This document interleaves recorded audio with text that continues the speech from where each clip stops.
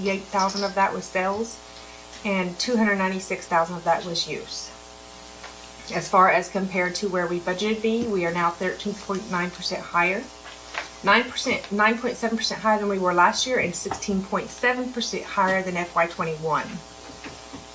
Our current indebtedness is now sitting at $13 million. I just wanted y'all to know when I count our indebtedness, I include our construction loans, because even though they're not finalized, that is debt we are accumulating. I just want you to have a true picture of that when I report it. So that is our current indebtedness. Our quarterly interest came in on the First National Bank and Trust. Excuse me. I need to sneeze. Those two of the CDs. I'm sorry. Quarterly interest did not come in. We had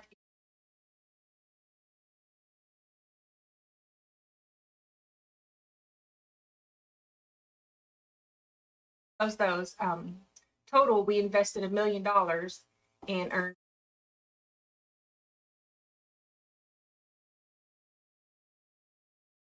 So our balances are $2.69 million for general fund.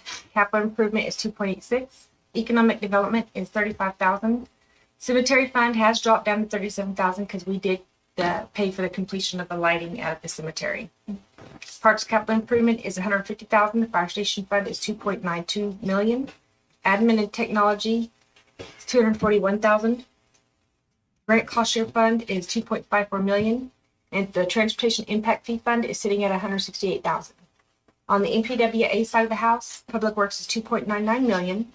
Water impact fee is $1.5 million. Wastewater impact fee is $777,000. And our wastewater plant fund is sitting at $6.98 million. The meter fund, we have $160,000. At this point in the year, we have $1.46 million more in revenue than expenses. So we have a little over $4 million total in all our questions for me. What percentage are we at now? Where does that put it? Do you remember the percentage we used? I'm echoing back to days we were 13%. Still. Excellent. Thank everybody for shopping on Amazon Yeah, That's right. for Christmas. and I bought out Walmart. Half that was my wife. Yeah.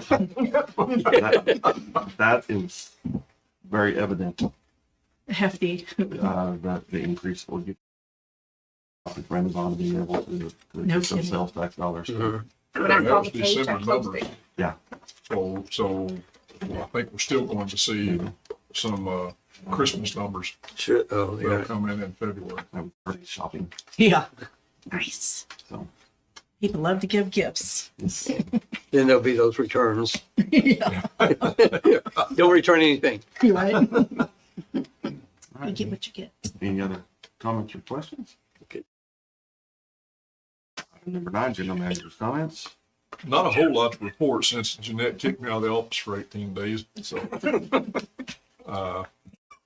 I will say that the water department, sewer department has been working steadily on sewer main coming under 62 to service the fire station. That's that cooperative agreement with Rouse Coleman.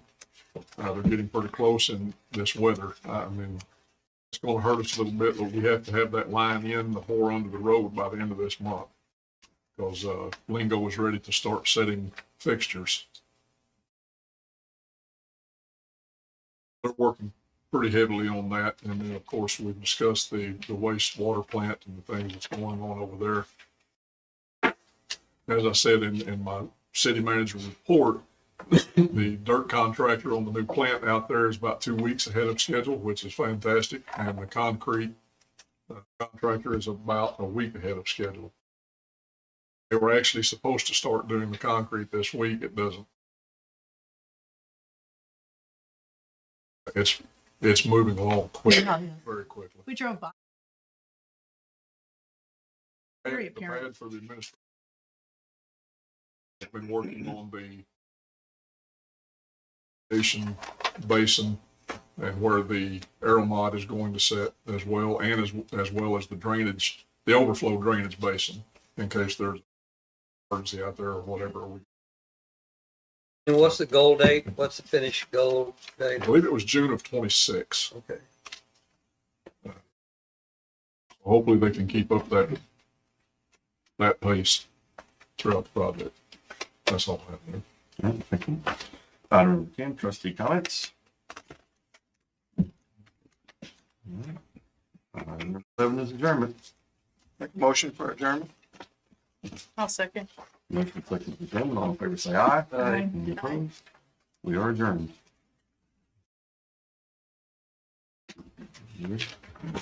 This time I'll call the January 8th, 2024 meeting of Newcastle City Council to order. First item on the agenda is roll call. Carl Nell. Here. Mike Fullerton. Here. Gene Reed. Here. Kimberly Sutton. Here. Marcy White. Item number 2, discussion and possible action on approval of the agenda. Make a motion to approve the agenda? Second. Motion and second for approval of the agenda. Fullerton. Yes. Gene Reed. Yes. Kimberly Sutton. Yes. Marcy White. Yes. Carl Nell. Item number 3, citizens' comments. This is an opportunity for any citizen to comment on any matter related to the city of Newcastle that is not on the agenda. Might remind any potential speakers that all speakers shall clearly state their name and record. Comments are limited to 3 minutes per person with only one speaking opportunity. Council members will not respond to comments or questions. The mayor may end comment period at his discretion, and prior authorization is required for distribution of materials or to council. This time, is there any citizen comment related to the city of Newcastle? All right, seeing none, move to item number 4, consent agenda. Is there any item any member of the council requests to be removed and addressed individually? All right, seeing none, item number 4, consent agenda. Second. Motion second for approval of the consent agenda. Mike Fullerton. Yes. Gene Reed. Yes. Kimberly Sutton. Yes. Marcy White. Yes. Carl Nell. Yes. Item number 5, discussion and possible action on any items removed from the consent agenda. Be no action on that agenda item. Item number 6, public hearing discussion and possible action on approval of resolution number 2024-01, adopting the Newcastle 2040 comprehensive plan and future land use map for the city of Newcastle, Oklahoma. As we delve off into this a little bit, I wanted just to say a few things about this. Our old plan, as you all know, is from the mid 80s. We took a couple of runs at trying to develop a new plan, the planning commission, a couple times, and it's a pretty daunting task for a city to try to do. So a little over 2 years ago or so, we engaged Guernsey to come in and work with us. They've got an extensive experience doing these plans for other communities in Oklahoma. And so they've been working feverishly for the last couple of years, probably had half dozen public meetings to invite the public to come in and give their thoughts on what they wanted in this comprehensive plan. It's been vetted. It's had tons and tons of opportunity for public comment on this plan. And some things to remember about this plan is this doesn't set zoning. This doesn't set in stone anything other than this is kind of how we think things are going to go based on the infrastructure we currently have in place and current development that we anticipate in our community. So if there's on the land use map, if there's something that is there that something like a hospital coming to town might change what happens in an area, that can change. And we can change this plan next week if we want to. But this is a very well thought out, very well researched, and very well put together with lots of public input plan. So our role is not to develop the plan. The plan's been developed. Our role is to review the plan and approve the plan. And then any issues we have moving forward next year, year after, we're going to update this on a regular basis, every few years more than likely. So we'll have opportunities to update it as potential growth trends develop in the city. Right now, as you know, we have limited sewer capabilities in the city. So there are only certain areas that currently we can have high density development or commercial or even potential industrial. That might change, with the hospital. Like I keep using that as an example, but when things come in that we didn't anticipate and that infrastructure develops out in that area, that may change a lot of the land use potential in that area. So those are things that this plan is going to grow. It'll be a living document as we move forward, but this gets us a great starting point. And I think from what I've reviewed the plan, I think that the Guernsey team did a great job putting it together. So with that, turn it over to them. Thank you. Oh, now you covered it. Thank you all for having us. We're super excited to be here. I'm Katie Fiddler, and this is Laura Berge, and we're with Guernsey. So as you said, we were commissioned a little over 2 years ago to help Newcastle update its comprehensive plan. I say update, it really was starting from scratch because a lot's changed since 1995. 86. 86, okay, still lots changed. But we've had a lot of fun. We've been in the public a lot. So what a comprehensive plan does is it looks 20 years in the future. And it decides with public input how the city wants to grow. And again, how would we make that happen? What do we have now? What's feasible? And some of the stuff in here, the splash pad's not crazy. Look at all this. Really helpful with comprehensive plans. It helps you all get grants too. So if I'm applying for a grant or I run those grants for a lot of reasons. So, and as you said, it should be updated every 5 to 10 years. I think we put in there 5 years just to keep it on track, but looking at it every year or two just to make sure we're on track is a good idea. So our process had 6 phases. A lot of you probably saw us here over the last 2 years. We're in phase 6 right now. And I'd like to note that in all of these phases, we really try to do heavy public engagement. It's not a one-off activity. So how we do that, we like to get out and meet people where they are. We went to community events. We like to do a mix of online and in person, which was especially important. We started this pretty soon into COVID. I think we were still our events, so that was something to think about. But we had a website that we kept updated with project information. We had an interactive map that people could go on and locate places in town they wanted to see changes or point things out. So we tried to really meet people where they are. Let's see, we were on social media a lot. Scott was very helpful in helping to get the word put out for us. And then we also had targeted conversations. So we had one activity, we went to the high school and we talked to the students. They're really smart and they had better ideas than us sometimes. So that's something. We had 2 public surveys. We had a community survey. We got 324 responses. Visual preference survey, we had 186. That one's a little bit longer to take, so that's why it dipped down a little bit. And that seems low, 324 and 186, but it's pretty on par for what we see with a lot of communities. It's hard to get folks, get them to partake in that kind of stuff, but that's again why we like to do the mix of online and in person. If someone's less comfortable participating online, we had paper copies of these surveys that people could fill out. We attended 4 public events. We went to the Easter event, we went to a Christmas event, The farmer's market. went to the high school. And all of these activities were advertised on Facebook. So we tried to get the word out so people knew where we were going to be. We also, before every open house event, we canvassed every single business in Newcastle. So we left flyers at the front desk, in the window for customers to see when they came in. So we try to do our best to advertise and get the word out about these events. So here's the comprehensive plan framework pyramid. So we like to show this. It's a good visual. It helps kind of understand how the comprehensive plan is built. I think the document ended up being 186 pages. It's a big document, so it takes some structure to get there. When all of this is put together, it creates that overarching framework that's really going to guide development and growth in Newcastle. So we start out at the beginning of the project. We work with the community, city staff, et cetera, to come up with that community vision. So it's going to be a high-level description of the kind of community that Newcastle wants to become. And then through that, we get into goals. So again, all of this is coming from what we get from the city and from residents. So maybe they didn't say something outright, but this is what we've gathered from the community surveys, from talking to people, and we help establish that, and we work with city staff to make sure we're on track. So from there, we move into goals, and all of this builds on each other. The goals are going to build off the community vision. So the goals are going to be broad statements that help make the community vision reality.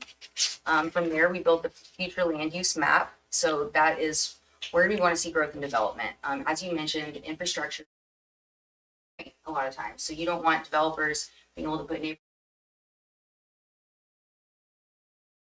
so really the comprehensive plan can serve as a card. To your point, you can have bits changed if it makes sense, but it gives you all the power to decide if it makes sense at that time. We'll get into future land use map here a little bit. From there, we go into objectives. So this is a specific direction for how these goals will be carried out. And then from there, we get into even more specific steps with strategies. So these outline specific strategies that you all and your partners can take to implement the plan. So here are some of the community values. These are not in specific order. Some of the community values we came up with based on public feedback. We've got balanced growth and development, small town community charm, family-oriented values, opportunity for all, environmental stewardship and resilience, accessible and equitable living, cultural richness, shared prosperity, and educational excellence. I will say that these community values were developed based on public feedback, but these essentially are the core values that are embraced by the community currently, and they are carried forth through the plan. So you'll see these values pop up in the vision statement, and the goals, and the objectives, and the You strategies. say these are not weighted? They're just, They're in no specific order, yeah.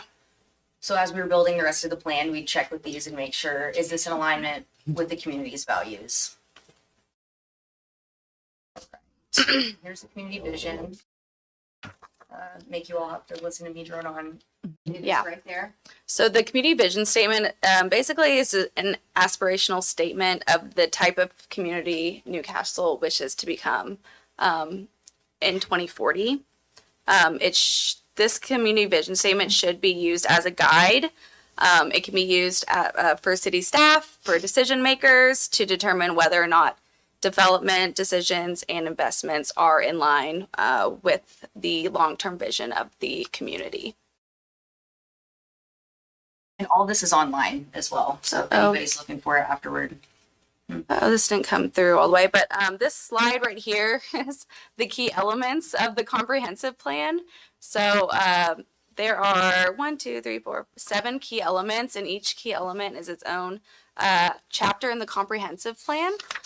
So each key element has its own set of goals and objectives and strategies in order to meet the vision. So we have land use, infrastructure, and utilities. That's the big one. Followed by housing neighborhoods, community character, transportation, mobility, economic development, community character, parks, recreation, open space, and health, wellness, and quality of life.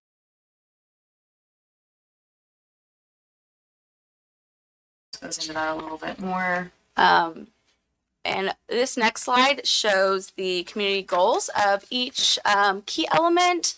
I know there's a lot of words up there. So make eye contact with us when you're ready for us to move on. The goals are essentially broad, but a little bit more concise statements of the community's long-term direction. Good, okay. All right.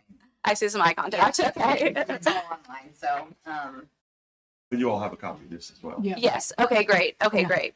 We can see the words. all right. So I guess one of the most important aspects of the comprehensive plan is the future land use map, which represents the future vision of the city of Newcastle. We call it a flume.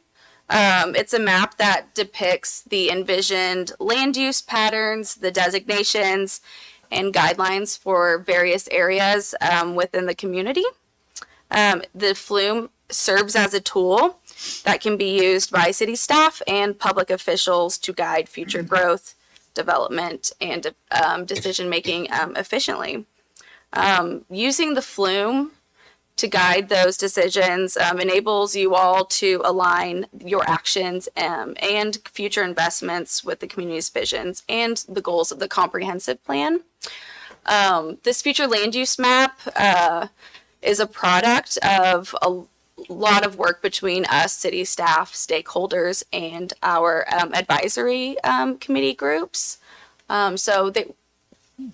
We saw multiple iterations of this, but what you're seeing before you is the final product. And again, the future land use map can be changed. It's a guidance document, so if you all ever see that, hey, we're not really growing the way that we thought we would over here, you are able to change it based on those changes.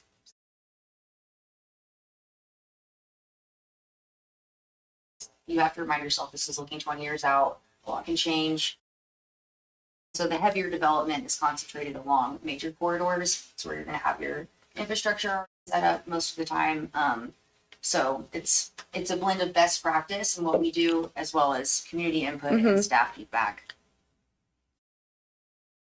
Okay, so this next slide kind of just shows the difference between the future land use map and the zoning map and the ordinances.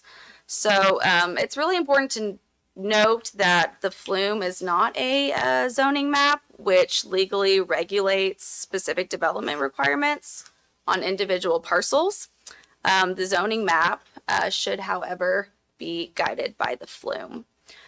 So the flume essentially looks into the future, whereas the zoning map and the ordinances look at today. So the future land use map describes land uses and physical characteristics intended in an area in the future, whereas the zoning map and the zoning ordinances defines various land uses and development characteristics that are allowed on a specific site or parcel today.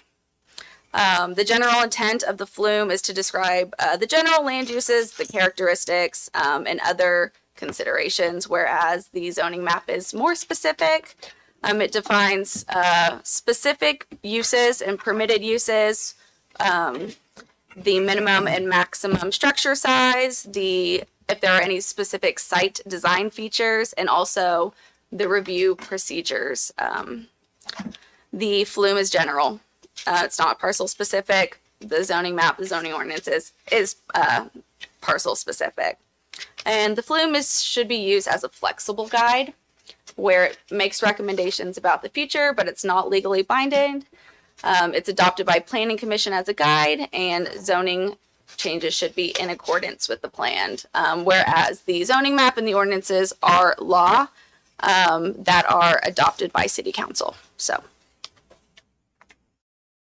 I know they look very similar, but they are different and they have different definitions.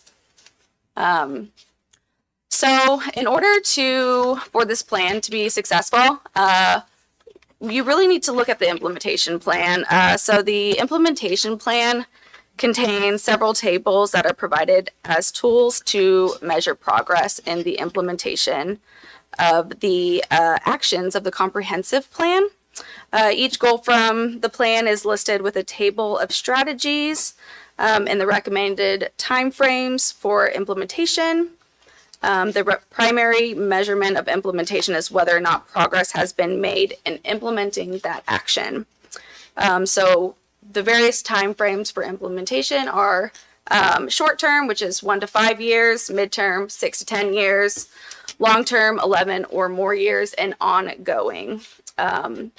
The implementation plan also contains various guidance for plan updates, annual progress reporting, minor and major amendments, potential funding sources, including grants that are available to support these strategies that are outlined within the implementation plan. So this graphic is just an example. Question on that? Yes. Do you have any example? Can you think of an example of just some example of a strategy that you're looking for? What's an example of one that you'd be looking for in 3 months or 6 months? We can look for you and tell you. I mean, because the goals are to achieve certain things, but we're not going to have park completion in short term. Would that be an example? I guess an example that, comes to mind is the city is currently working on a zoning ordinance update. Yeah. And so just to ensure that the zoning ordinance aligns with the comprehensive plan. Is that one of the strategies captured Mhm. on there? Yeah. Okay. Could be a piece of like study for a new park, if that was in here. I'm just spitballing, but something like that. And then we also list who you get in contact with. That would be a consultant, whether it's in-house that you need to do that, whether it's working with the engineering department. We really try to make this so that if someone left tomorrow, someone else could come in and pick it up exactly where we're at, what's been accomplished, so that you never miss any of the steps. Like right here, let's see, short-term and ensure zoning regulations, overlay districts, and land use categories are tailored to accommodate development of the town center if you decide to do that, that type of thing. Thank you. This is a remarkably massive set of strategies, and sometimes, the risk is they go inside some big, large vault and Yeah. it's difficult to manage. But I was wondering what would be an example of something that would come up on the city manager's or the city planner calendar to say, we have done this or we've not done this. Mhm. It's kind of those baby steps. Yep. Try to do, okay, step one is gonna be the short term, step two is gonna be hiring that consultant. So those are all mapped out. That's the And, type of okay, thing. thank you. Yep, and then like Laura mentioned, section after that, it talks about funding resources. Try to also, if we get word that a grant comes on the street, ODOT emails us or something, we try to pass it along to you guys. I want you guys to be able to time, but also, try to at the least cost to you all, right? So, there's a lot of grants out there, so.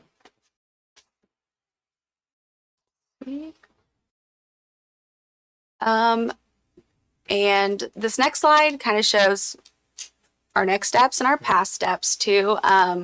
We went to the Planning Commission meeting on December 18th. They unanimously recommended the approval of the comprehensive plan. They had a few conditions, so we addressed those comments left by them.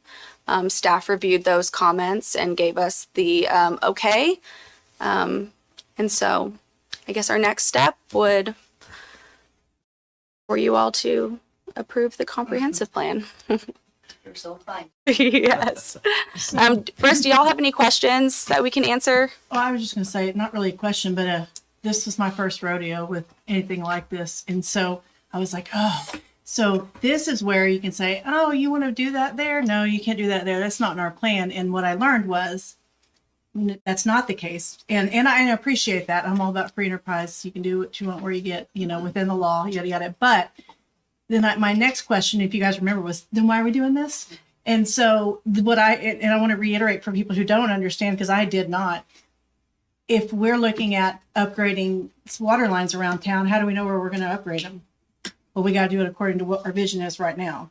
And so that really helped me to understand, okay, I see why we're doing it now, because I was just like, why are we doing this then? And not that I wanted to restrict people, but at the same time, just so people understand that's why. So we have to figure out how big do we make that wastewater treatment plant? Well, what do we think might happen? And that's why we have to change it every time. So just that's what I learned, and it helped me so much to understand why we're doing it and what our vision is. It's not to put people in a box, but we have to plan something.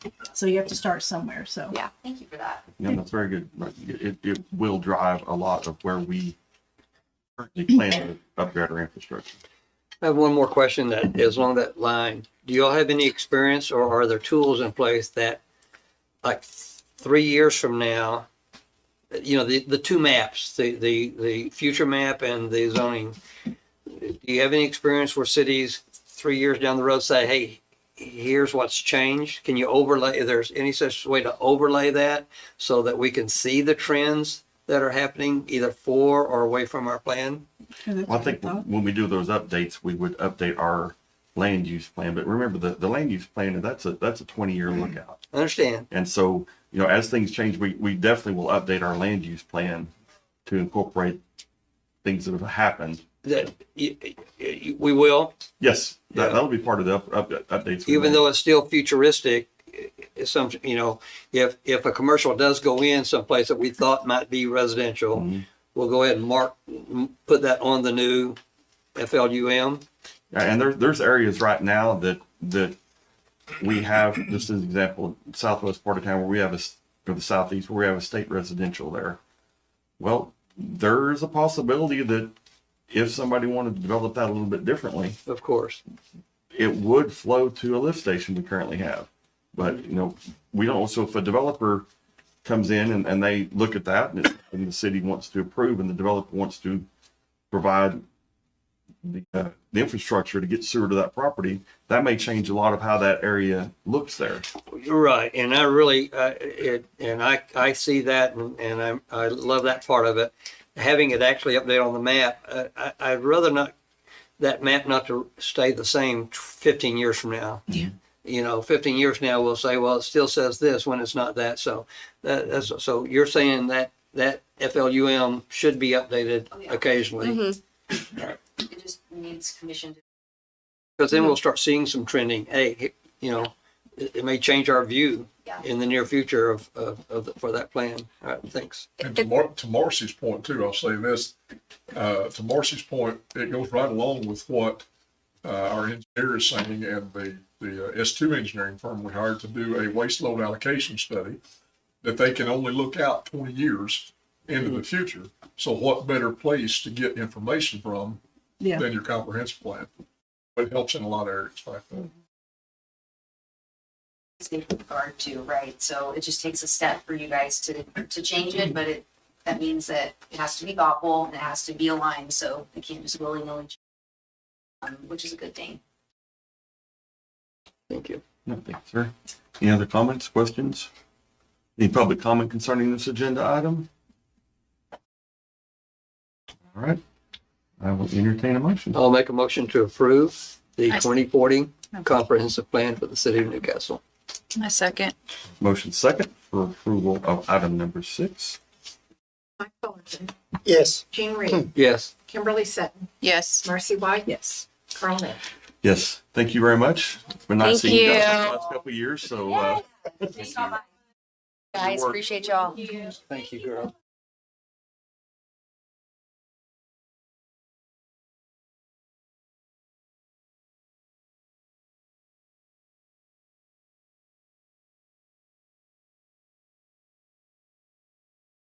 item number 7, discussion of possible action, recommendation to the planning commission, item number 7A.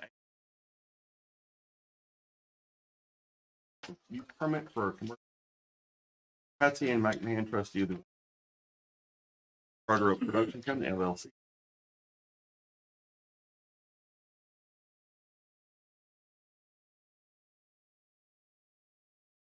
Property location approximately 1/2 mile west of the intersection. And right at the Y to the existing location. Make a motion to continue this item. Schedule meeting. Second. Mike Fullerton, Yes. Jean Reed, Yes. Kimberly Sutton, Yes. Marcy White, Yes. Carl Nell. Yes.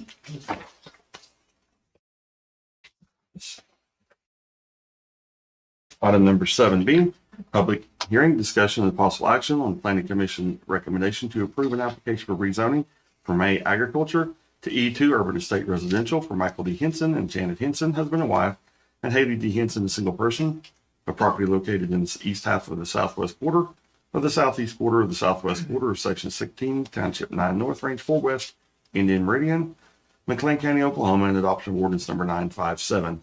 Property address, 101 Grigsby Road, Newcastle, Oklahoma, case number R2023-011. Good evening, Council. Janae Greenlee, the Planning Department. As you stated, this request is rezoning from General Ag District to E2 Urban Estate Residential District for Michael and Janet Henson and Haley Henson at 101 Grigsby Road in Newcastle. This is the subject property here. It abuts Highway 130. And this is the surrounding zoning. So as you can see by the zoning map, several of these properties in the Grigsby addition have been previously approved to go from ag to a E2 designation so they can reduce the lot area in this section of town. The surrounding zoning, to the north is E2, east E2, south is ag, and the west. And the land use, the same thing. These are large lot, single family residential. And to the south, there's some vacant ag land, and single family to the west. What they want to do is they want to take the 5 acres and they want to get the E2 zoning so they can divide it into the 3 parcels. And during the, if the zoning is approved, they will come in for a warranty deed lot split application to create their 3 lots. That's the maximum lots that they can create under their ownership. And at that point, that 50-foot right-of-way dedication will be taken on Fox Lane. Planning staff recommends and supports approval of R 2023-11. Planning Commission recommended approval with a vote 5-0. The applicant is here. If you have any questions, and I'm happy to answer any questions as well. Questions from council? Is there any public comment concerning this agenda item? Entertain a motion. Make a motion to approve agenda item B, 7, 7B. 7B. I second. Motion second for approval of item number 7B. Mike Fullerton, Yes. Gene Reed, Yes. Kimberly Sutton, Yes. Marcy White, Yes. Carl Nell. Yes. Item 7C, discussion of possible action on adoption of the emergency clause of ordinance number 957. Motion to approve agenda item 7C. Second. Motion second for approval of item 7C. Sorry, Mike hesitated. Fullerton, Yes. Gene Reed, Yes. Kimberly Sutton, Yes. Carl Wright, Marcy White, Yes.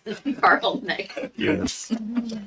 Item 7D, public hearing, discussion and possible action to consider an application for rezoning from E3 Residential Estates District to PUD Planned Unit Development for Shaz Investment Group LLC and Blue Ridge Estates LLC, a property located in the southeast quarter of Section 6 and the northeast quarter of Section 7, Township 8 North, Range 3 west of Indian Meridian, McLean County, Oklahoma. Property address generally located on the north side of Southeast 44th Street, west of Pennsylvania Avenue, Newcastle, Oklahoma. Case number R 2023-012. This has been continued by the Planning Commission to its next regularly scheduled meeting, so I'll make a motion to continue this item to our next regularly scheduled meeting.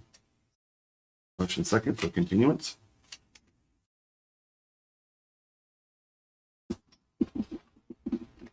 Gene Reed, Yes. Mike Fullerton, Yes. Kimberly Sutton, Yes. Marcy White, Yes. Carl Nell. Yes. Item 7E, discussion of possible action on revised preliminary plat of Blue Ridge Estates. I'll make a motion to our next regularly scheduled meeting. Second. Motion second for continuance. Mike Fullerton, Yes. Gene Reed, Yes. Kimberly Sutton, Yes. Carl Nell. Yes. Item number 7F, public hearing, discussion of possible action to consider an application for rezoning from A Agriculture to E3 Residential Estates District for Apple Construction LLC, a property located within the west half of Section 2, Township 8 North, Range 4 west of the Indian Meridian, McLean County, Oklahoma. Property address generally located on the east of South Main Street, south of Southeast 32nd Street, Newcastle, Oklahoma. Case number R 2023-013. Applicant has requested a continuance on this. So I will make a motion to our next regularly scheduled meeting. Second. Motion second for continuance. Fullerton, Yes. Gene Reed, Yes. Kimberly Sutton, Yes. Marcy White, Yes. Carl Nell. Yes. Item 7G, discussion of possible action on preliminary plat of Whispering Pines. That's a motion to continue this item till our next regularly scheduled meeting. Second. Motion second for continuance. Mike Fullerton, Yes. Gene Reed, Yes. Kimberly Sutton, Yes. Marcy White, Yes. Carl Nell. Yes. Item number 8, discussion of possible action on adoption of the ordinance number 958, amending Title 11 Business Regulations, Chapter 113, Oil and Gas Drilling, Section 113.067, wells prohibited in certain locations regarding setback requirements of oil and gas drilling production sites or pads from protected uses. This item was discussed at our last council meeting. It was inadvertently left off of the ordinance. I believe it was the ordinance that It was in the ordinance language, but it was not contained in the In the title. title, So this is really a housekeeping item. Oh, I was To go wondering back. if I thought we did all that already. We did, and you guys discussed all of it. It was really my oversight about not getting that one section, 113.7 in the title. cross all the Ts and dot all the Is.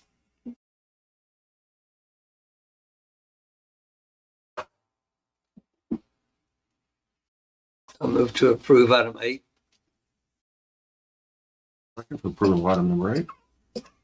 Fullerton, Yes. Gene Reed, Yes. Kimberly Sutton, Yes. Marcy White. Yes. Yes. Item 9, discussion and possible action on adoption of the emergency clause of ordinance number 958. I'll move to approve item 9. Second. Second for approval of item number 9. Mike Fullerton, Yes. Gene Reed, Yes. Kimberly Sutton, Yes. Marcy White. Yes. Carl Nell. Yes. Item number 10, discussion and possible action on amendments to the City of Newcastle Personnel Manual, Section 304, annual leave.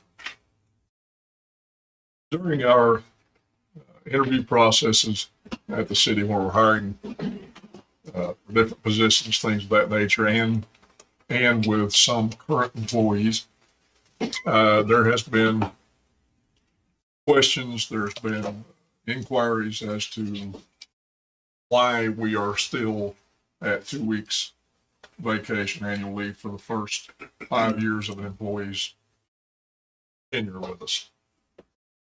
There's a lot of cities that are looking at this. There's a lot of private companies that are looking at this. Individuals now are just more concerned with work-life balance, have been in the past, and asking for a little more time. We had one individual that we interviewed, I believe it was in November, for engineering position, and he has family that lives out of country. And when he was told what our annual leave was, the policy, I seen right away that he wasn't going to accept that. He said it would take me 2 weeks just to try to get there and back because of where he would have to travel.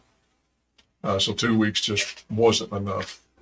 Again, we have a lot of young employees now that work for the city. Those young employees are having families. And they appreciate the time that they can get. Like to spend it more with their families. I will say too that ever since I was appointed to this position, hired in this position, I've made it very clear with all employees that family's first. I mean, it's just as simple as that. Family comes first no matter what. Yes, we got to get our work done, but we're not going to forsake our families for a job. So basically what this would do would increase the level of vacation, the accrual for employees 0 to 5 years. It would take them to 3 weeks or 4.62 hours per pay period. And then of course every level thereafter, it increases by policy every 5 years. It would increase a little bit, and every 5 years they would go on up until they reach the beginning of their 16th year. Employee with completed 15 years, beginning of 16th year, would increase from the 7.7 to 9.23 is where it would max out. I've also asked for, rather than the 240 maximum, it would go to the 280 maximum as far as the carryover. And also if they hit that 280 within that year's period, they cannot, according to policy, and we left this in there, according to policy, they cannot accrue any more time until they've actually used time to bring that level down. I definitely think that this is, something that has to be considered, looked at in order to continue to recruit, especially in specific positions, and then retention as well. If we have an employee that is coming from a company, and the mayor and I have discussed this a little bit, and he has a good point as well. You have some people that's coming here in very specific professional positions where they may be leaving a city or a private company. They're already making or getting 3 or 4 weeks of vacation. Mm-hmm. They're going to want more. Mm-hmm. And we can negotiate that. And that's a very good point. Very seldom do we negotiate though.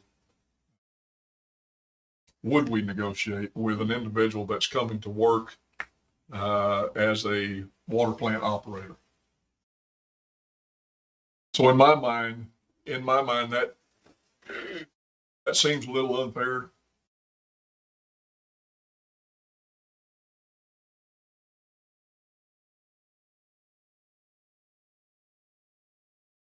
This policy's been in place well before. I think times are changing. I think if we're going to keep up, we're going to have to change some things as well. I asked Jeff. He said it's pretty comparable to Norman's. I was just curious how it fit in because they probably pay more than we do, but we at least got to have that vacation there too. Vacation sometimes can really draw people over the salary. So maybe the salary's a little lower, but it's better vacation than another city. You could draw them in on that. So Recruitment and retention has become a much bigger deal than it used to be. With the growth we've experienced and our needs, we need to have the best and the brightest working for us. And you have to be able to attract the best and brightest. So I think it's good. I know Kevin's done a lot of research on this. He and I have talked several times. Fairly comparable along the lines of federal employee benefits in a lot of areas. A little bit more vacation initially than federal employees, but a little bit take more carryover ability than federal employees. But it's right there. It's a good place to be, I think. We're constantly having to look at, well, I say constantly, ever since the pandemic started in 2020, it seems like it has escalated so quickly that you have to be able to be strategic in what you're thinking about as far as employees. We've done the pay plan. We're now looking at this vacation. We have been talking about a different work schedule, whether we can do a flex schedule and give people every other Friday off, or still working a 5-day week, but every Friday they would get off at 11:30. There's multiple cities that are doing that plan. I'm not real in favor of that. I'm kind of old school as well, so this is a little bit difficult for me to even swallow any of this. Store's still open. yeah, Store's still open 5 days a week. So, Exactly. right. so, I mean, just a lot of this. I mean, because going through the jobs that I've always went through, you got 2 weeks vacation when you started out, and do your time and you earn what you get. Yep. It's just not that way today. And, glad you're looking at it, Kevin. good or bad or indifferent, Right. that's just the way it is. My druther's not to buckle, but the truth is we need people. We need good people. Absolutely. The market's what's dictating it. Yeah. That's true. Anybody have any questions for Kevin? No questions, but I have a comment about the carryover. I think that's really good. Because a lot of people in private industry don't get that. That will make you more That's good. competitive in that respect as well. Sometimes by having that, it provides they can use that should they need to be off. And we do look at